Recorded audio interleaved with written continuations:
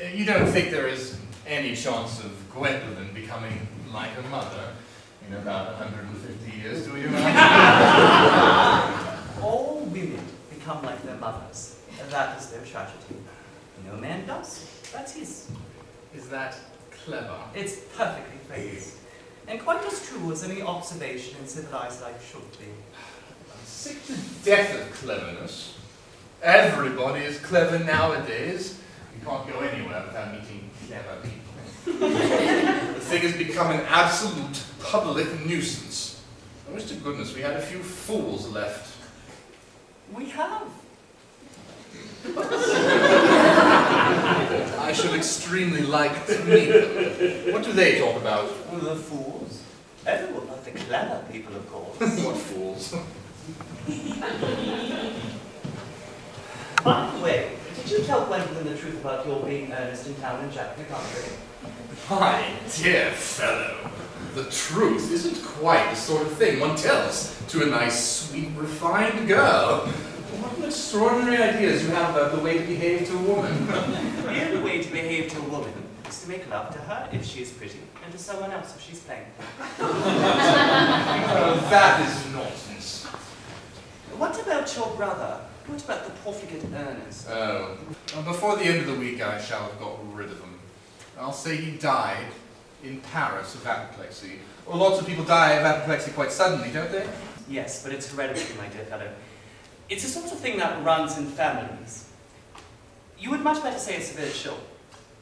You are sure severe chill isn't hereditary or anything of that kind? Well, of course it isn't.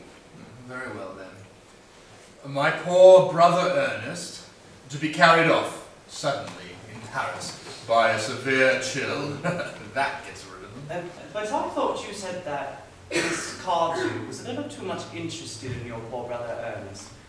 Won't she feel his loss a great deal? Oh, that is all right. Cecily is not a silly romantic girl, I'm glad to say. She has got a capital appetite, and goes on long walks, and pays no attention at all to her lessons.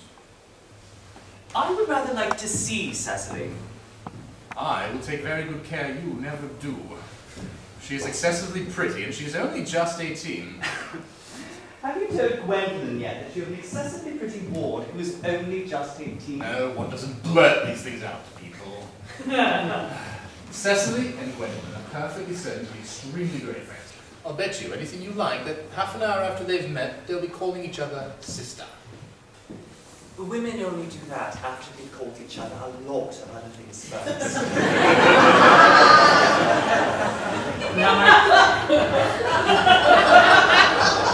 My dear boy, if we want to get a good take-up with this, we really must go and dress. Do you know it's nearly 7? Oh, it always is nearly 7.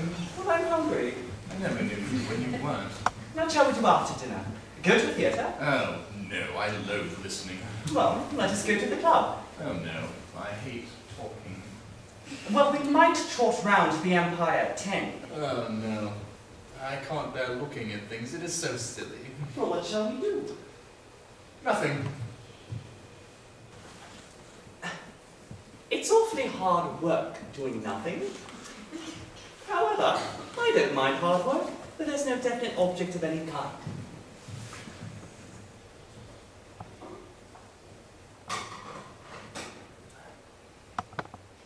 Miss Fairfax? Gwendolyn, upon my word. Algy, kindly turn your back. I have something very particular to say to Mr. Welsh. Really, Gwendolyn, I don't think I can allow this at all. Algy, you always adopt a strictly immoral attitude towards life. You are not quite old enough to do that. My own darling. Ernest, we may never be married. From the expression of Mamma's face, I feel we never shall. Few parents nowadays pay any regard to what the children say to them. The old-fashioned respect for the young is fast dying out. Whatever influence I ever had over Mamma, I lost at the age of 3. But, although she may prevent us from becoming man and wife, and I may marry someone else, and marry often, nothing she can possibly do can alter my eternal devotion to you. Dear Gwendolyn. The story of your romantic origin. as related to me by Mamma, with unpleasing comments, has naturally stirred the deeper fibres of my nature. Your Christian name has an irresistible fascination. The simplicity of your character makes you exquisitely incomprehensible to me. Your town address at the Albany I have. What is your address in the country? The Manor House, Walton, Partnership. There is a good postal service, I suppose. It may be necessary to do something desperate. That, of course, will require serious consideration. I will communicate with you daily. I own one. How long do you remain in town? Till Monday. Good. Algie, you may turn round now. Thanks, I've turned around already. You may also ring the bell. You'll let me see you to your carriage, my own darling. Certainly. I will see Miss Fairfax out. Yes, sir.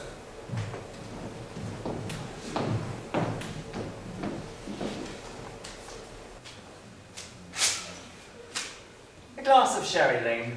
Yes, sir. Tomorrow, Lane, I'm going Bunburying. Yes, sir. I shall probably not be back till Monday. You can put up my dress clothes, my smoking jacket, and all the Bunbury suits. Yes, sir.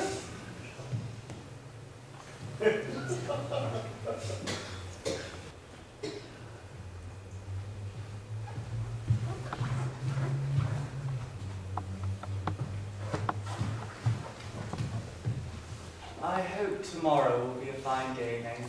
It never is, sir. Lane, you're a perfect pessimist. I do my best to give satisfaction, sir.